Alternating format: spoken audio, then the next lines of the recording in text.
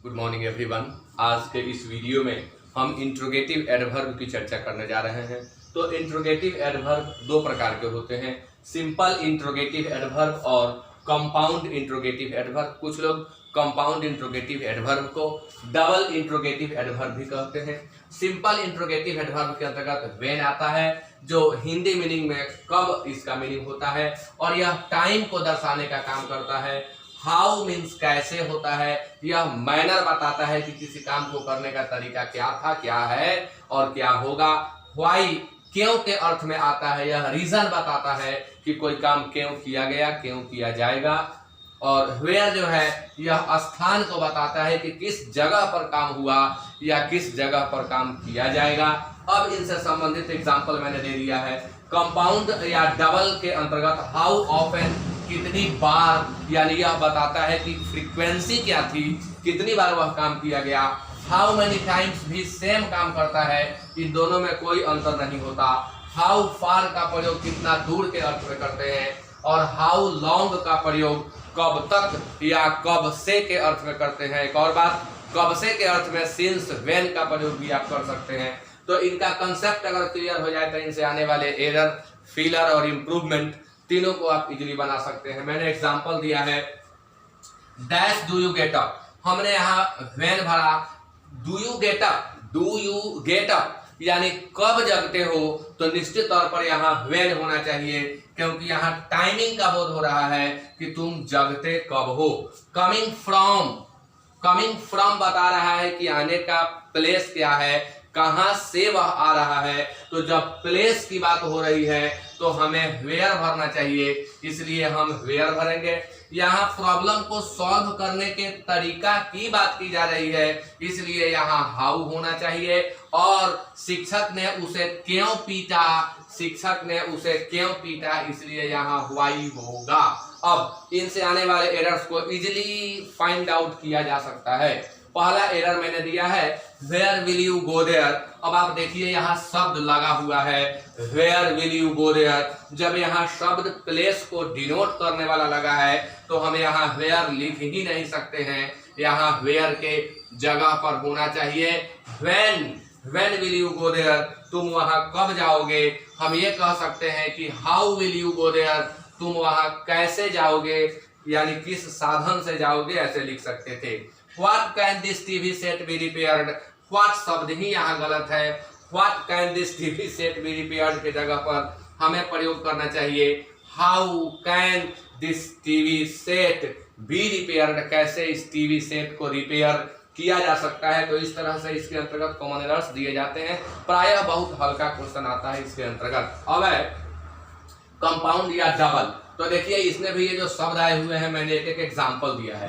Dash have you visited Agra, dash have you visited Agra, यहाँ sense निकल रहा है कितनी बार आगरा गए हो, यानी हाउ ऑफन या हाउ मेनी टाइम्स का हम प्रयोग करेंगे।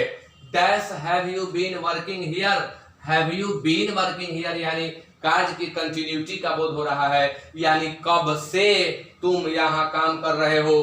तो यहाँ हम हाउ लॉन्ग भरें तब भी सही होगा, और यहाँ हम चाहें तो सिंस व्हेन भी भर सकते हैं। सिंस व्हेन का भी अर्थ होता है कब से। और तीसरा है dash is his office from here, यहाँ से उसका ऑफिस कितना दूर है, यानी हमें प्लेस को बताना है, कंपाउंड वर्ड चाहिए, इसलिए हम प्रयोग करेंगे हाउ फार। इस पर भी एरर्स आते हैं, कम आते हैं इसकी अपेक्षा, लेकिन मैंने इस पर भी एरर दिया है। How far have you gone to Delhi, Delhi कितना दूर गए हो, यह अटपटा प्रश्न है, यह सुटेबल प्रश्न नहीं है। हम यह कह सकते हैं दिल्ली कितनी बार गए हो, इसलिए हाउ फार को हमें काटना होगा। यहाँ हम हाउ ऑफन लिखें, यहाँ हम हाउ मेनी टाइम्स लिखें, दोनों में किसी को लिख ले, हमारा वाक्य सही होगा। दूसरा है how often will we suffer from corona, हम लोग कोरोना से कब तक पीड़ित रहेंगे। How often will we suffer from, कब तक हम इसको झेलेंगे, इस कोरोना को। सफर में यहाँ एम अननेसेसरी लग गया है, सफर फ्रॉम कोरोना।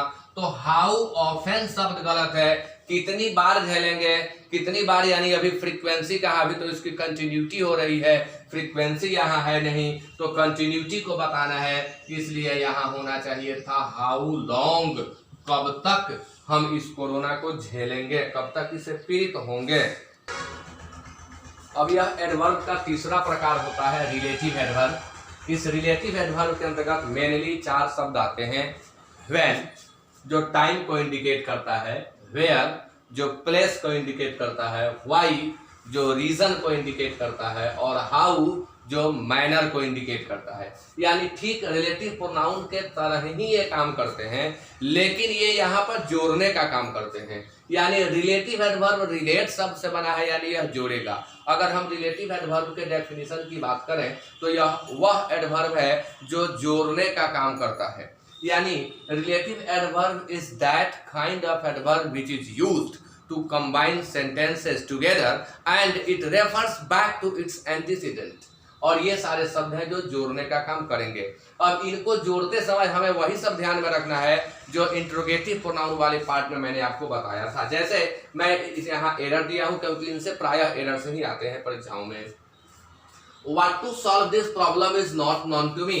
इस समस्या का समाधान क्या करें यह मुझे मालूम नहीं है। इस समस्या का समाधान क्या करें कि कैसे करें, यानी तरीका क्या होगा इसे सॉल्व करने का। तो जब बात हम मैनर की कर रहे हैं तो व्हाट शब्द गलत था, यहाँ पर हमें हाउ का प्रयोग करना था। I waited for you at the hotel, ध्यान देंगे at the hotel place indicate कर रहा है, प्लेस को यह सूचित कर रहा है, दर्शा रहा है। When you told me to come, मैं उस होटल पर तुम्हारी प्रतीक्षा किया जहां तुम मुझे आने के लिए बोले थे। जहां यानी व्हेन कैसे लग जाएगा, जब जब हम यहाँ होटल की बात, प्लेस की बात कर रहे हैं तो प्लेस के लिए हमें यहाँ वेयर का प्रयोग करना चाहिए था। क्वेश्चन नंबर 3 है everybody knows where everything falls on the earth. हर कोई जानता है कि हर चीज पृथ्वी पर गिरती है। क्यों गिरती है, यानी यहाँ वेयर नहीं। दूसरी बात की जब यहाँ स्थान का वर्णन ही है तो जोड़ने में यहाँ वेयर आ ही नहीं सकता। यानी हर चीज पृथ्वी पर क्यों गिरती है, यानी यहाँ रीजन बताना है, उसका कारण बताना है, इसलिए यहाँ हमें व्हाई का प्रयोग करना चाहिए था। चौथा वाक्य है I was very busy at the moment. At the moment time को इंडिकेट करता है, उस पल, उस समय, उस क्षण मैं बहुत व्यस्त था जब फोन रिंग कर रहा था, मोबाइल रिंग कर रहा था जब, यानी यहाँ व्हाई गलत है, यहाँ हमें प्रयोग करना होगा व्हेन का। और लास्ट वाक्य है I know when he lives. मुझे मालूम है जब वह रहता है, मुझे मालूम है जब वह रहता है, मुझे मालूम है जहां वह रहता है, यानी प्लेस की बात की जा रही है। और जब प्लेस की बात की जा रही है तो यहाँ व्हेन की जगह पर हम वेयर का प्रयोग करेंगे। तो मेरा मानना है कि अगर आप इंट्रोगेटिव एडवर्ब और रिलेटिव एडवर्ब को कंप्लीटली देख लें तो इनसे आने वाले सभी प्रश्नों को आप बना देंगे। ये जरूरी नहीं है कि बहुत सारा पढ़ें, बहुत सारी किताबें, बहुत सारी बातों को लिखी हुई हैं, किताबों में बहुत सारी बातें दी गई रहती हैं, उन सबको पढ़ने का विद्यार्थी के पास समय नहीं रहता है। शॉर्ट में पढ़ें, परफेक्ट वे में पढ़ें और आप सारे प्रश्नों को इजीली बना देंगे। तो इसी के साथ आज के इस सेशन को हम समाप्त करते हैं। Thank you very much.